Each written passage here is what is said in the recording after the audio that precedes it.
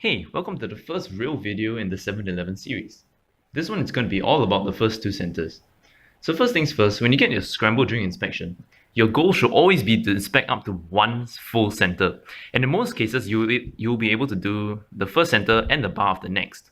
Sometimes this is harder, especially in cases like this where there aren't any bars to begin with.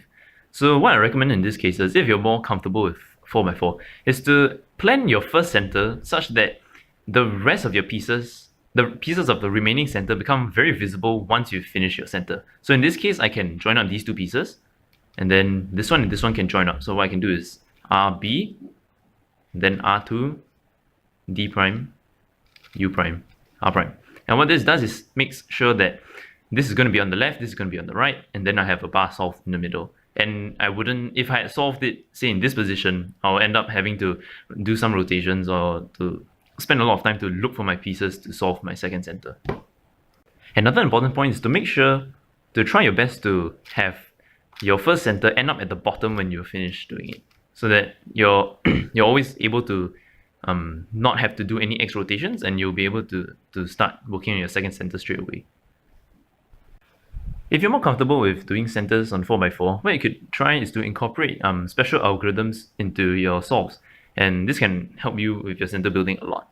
So cases such as this, where you already have three pieces on white joined together, and you have one remaining, and it's kind of in this position where it's a little awkward. What you have to do is something like this. Yeah, which is not the best because it leaves your white center in front. So stuff you could do is something like this. Resolve it onto the bottom, or you can treat this like 2x2 first layer and just do something like this. RU R prime. Another special case is this. Yeah, and you solve it like that. There are a ton of these cases actually, and it's really up to your imagination to try to think of ways that you can manipulate the pieces and move them around. So a case like this looks very cumbersome to deal with, but actually can be solved like this.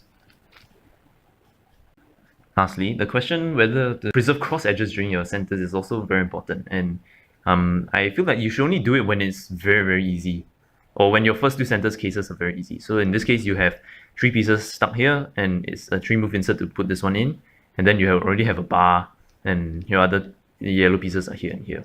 And I mean, in this case, you not even affect this at all. You can just go put your white center in, turn this to the side, move this, and insert that.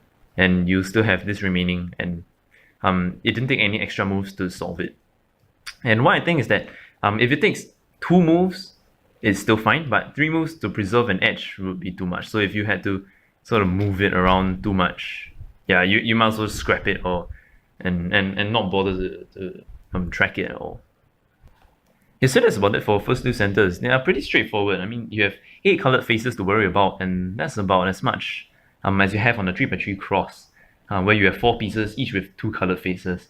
And my advice is that you don't spam TPS during this section, because you still need to try to look ahead for your 3 cross edges, which are probably the hardest step of Yao to get good at.